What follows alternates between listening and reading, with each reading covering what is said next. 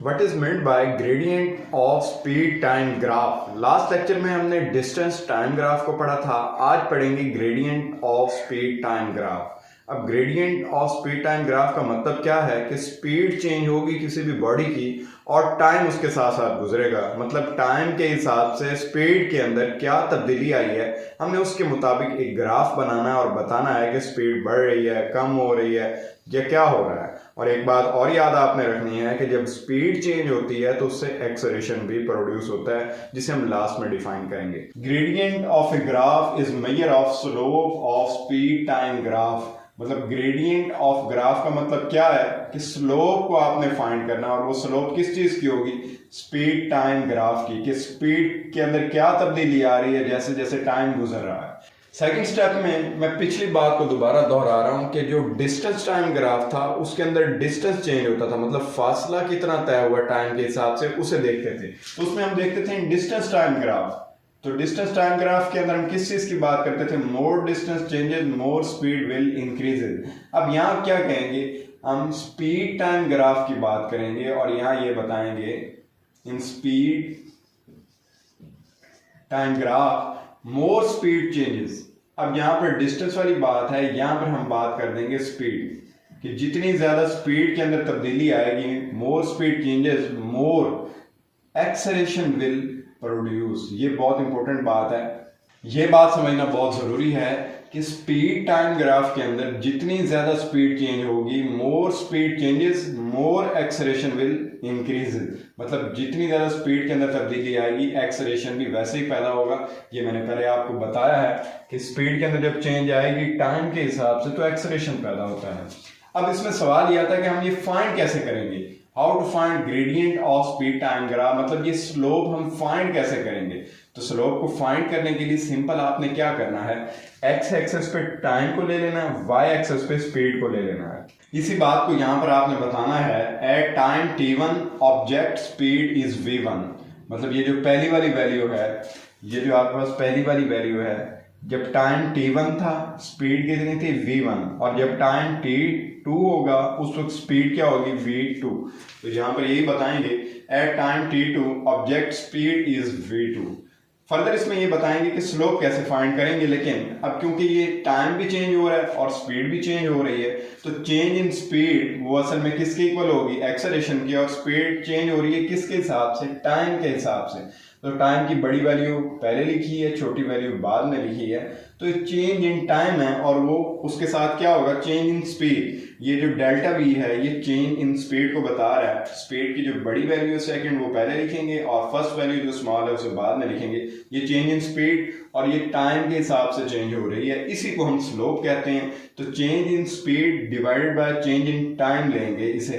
तो slope of speed time graph is calculated as change in speed divide by change in time. अब speed के अंदर जो change आ रही है वो v2 माइनस v1 के इक्वल हो जाएगी, और चेंज इन जो टाइम होगी वो t2 माइनस t1 हो जाएगी। तो change in speed with respect to change in time यही स्लोप के इक्वल है और स्लोप एक्सेलरेशन के इक्वल आएगी। v2 माइनस v1 की जगह पे आप qr लिख सकते हैं divided by t2 minus t1, मतलब सेकंड टाइम की वैल्यू और फर्स्ट टाइम की वैल्यू। इस जगह पे हम r और p लिख सकते हैं क्योंकि दोनों बराबर फासला है। तो r से p ये किसको बताता है, t2 से t1। तो यहाँ नीचे rp भी आप लिख सकते हैं, लेकिन आप उसे डायरेक्ट भी लिखते हैं तो वो भी ठीक है। तो ये चेंज इन स्पीड को बता रहा है qr, ये चीज बता रही है चेंज इन स्पीड को, और नीचे वाली चेंज इन टाइम को, ये टाइम के अंदर चेंज जो है rp शो कर रहा है। तो v2 माइनस v1 कर देंगे divide by t2 minus t1 कर देंगे। अब ऊपर ये change in speed with respect to time acceleration को बताती है। इसी बात को आपने लास्ट में बता देना है कि slope of speed time graph tells us about average acceleration.